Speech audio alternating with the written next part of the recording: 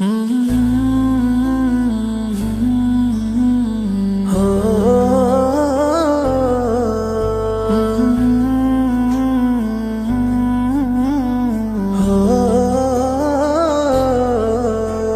رسول الله يا حبيب الله يا شفيع خير البراء يا رسول الله يا حبيب الله يا شفيع خير البراء يا رسول الله يا حبيب الله يا شفيع قمر الدجى رسول الله يا حبيب الله يا شفيع.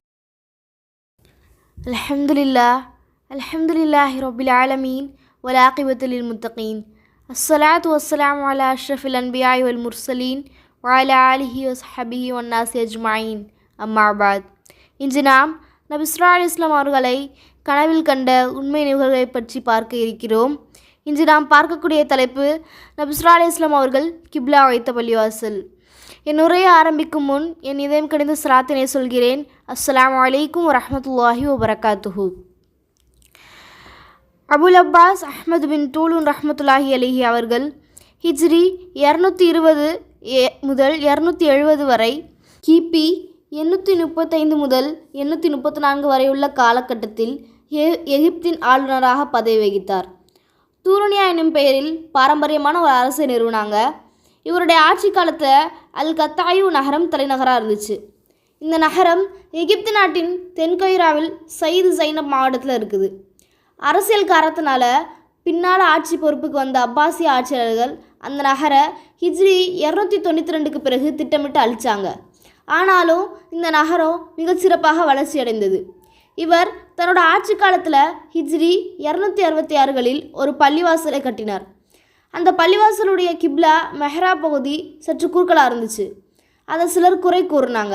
இந்நிலையில் ஒரு நாள் ஜும்மா பிரசங்கத்தின் போது அஹ்மது பின் தூலூன் ரஹ்மத்துல்லாஹி அலைஹி அவர்கள், நான் நபி ஸல்லல்லாஹு அலைஹி வஸல்லம் அவர்களை கனவில் கண்டேன் என்று கூறினார்கள். அப்பொழுது நபி ஸல்லல்லாஹு அலைஹி வஸல்லம் அவர்கள், அஹ்மதே, இந்த பள்ளிவாசலின் கிப்லா எப்பொழுதும் இவ்வாறே இருக்க வேண்டும் என்று கூறினார்கள். தரையிலே ஒரு கோட்டை போட்டு காட்டினார்கள்.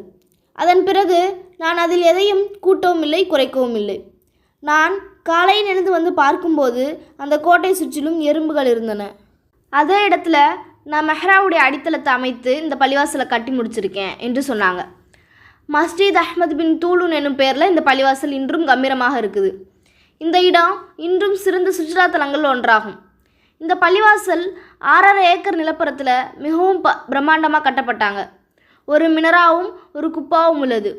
இந்த பள்ளிவாசல் சதுர வடிவிலும் 1,20,000 தீனார் செலவில் அன்று கட்டப்பட்டது. இந்த பள்ளிவாசல் ஒரு மலையின் மேலுள்ள ஒரு பாறையின் மீது கட்டப்பட்டுள்ளது. இந்த பள்ளிவாசலில்தான் நபி ஸல்லல்லாஹு அலைஹி வஸல்லம் அவர்கள் கிப்லா வைத்தார்கள். எனவே தீனுடைய விஷயத்தில் நாமும் நம்முடைய செல்வங்களை செலவு செய்வதற்கு வல்ல ரஹ்மான் தஹ்வி செய்வானாக. ஆமீன்.